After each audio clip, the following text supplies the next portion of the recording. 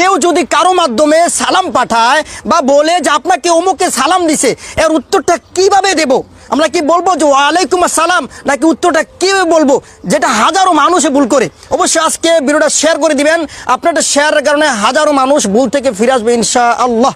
হাদিসটা আছে মুসনাদে আহমদে 14,901 নম্বর হাদিস, মিশকাতে আছে 4655 নম্বর হাদিস।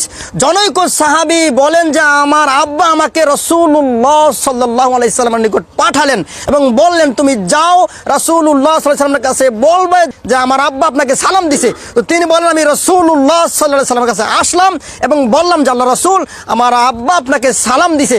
তখন তিনি উত্তর দিলেন যে আলাইকা ওয়া আলাইহিস সালাম, আলাইকা ওয়া আলাইহিস সালাম। অবশ্যই কেউ যদি সালাম পাঠায়, অবশ্যই কেউ যদি কারো মাধ্যমে বলে যে আপনাকে সালাম দিছে, অবশ্যই উত্তরটা এভাবে দিতে হবে আলাইকা ওয়া আলাইহিস সালাম, ওয়া আলাইকুম আসসালাম বলা যাবে না। আসসালামু আলাইকুম ওয়া রাহমাতুল্লাহ।